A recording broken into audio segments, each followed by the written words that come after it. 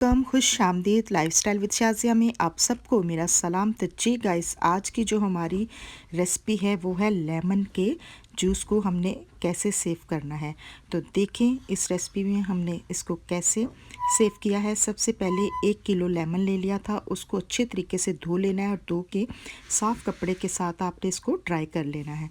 इनको मैंने लेमनों को धो के ड्राई कर लिया था। अब इसको एक एक करके दरमियान में से काट लेंगे। दरमियान में से जब काटते हैं तो बिल्कुल इक्वल कट जाता है। तो देखें इसी तरीके से दूसरे भी सारे लेमन लेंगे, उनको भी काट लेंगे। तो जी गाइस, वीडियो अच्छी लगे इसको लाइक करें, शेयर करें, सब्सक्राइब करें। न्यू देखने वाले मेरे चैनल को लाजमी सब्सक्राइब करें। यह आपकी तरफ से हमारे लिए बहुत बड़ा इनाम होता है और प्यार होता है। और देखिए सारे लेमन जो थे वो मैंने काट लिए थे और एक प्लेट में रख लिए हैं। अब लेंगे इसका लेमन का एक एक करके हम इसका सारा रस निकाल लेंगे लेमन का। इस तरीके से इसके अंदर रख के इसको दबा देंगे और बहुत ही अच्छे से लेमन का रस निकल जाता है। बारी बारी सारे जो है रस जो है करके लेमन को रख रख के हम इसका रस निकाल लेंगे।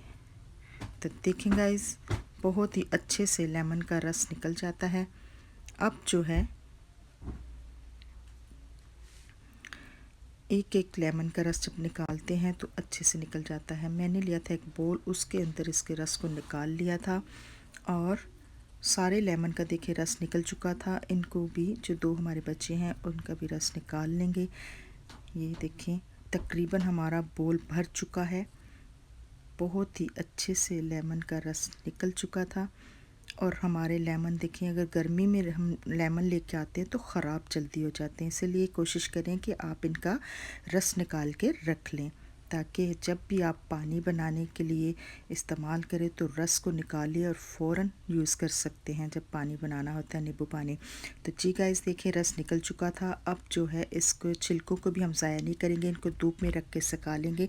और जब भी हमारा दिल करे कहवा बना के पीने का, जब आप ग्रीन टी बनाते हैं तो उसमें भी एक टुकड़ा हम डाल दें तो उससे भी हमें बहुत अफादियत मिलती है और फ्लेवर भी बहुत ही अच्छा हो जाता है।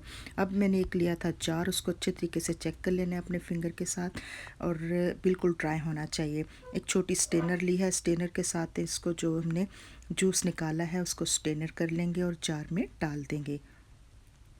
तो अच्छी गाइस देखें, इसके इसलिए स्टेनर करते हैं ताकि जो भी छोटे मोटे बीज हो वो निकल जाते हैं। देखिए गाइस कितने ज़्यादा बीज निकले हैं।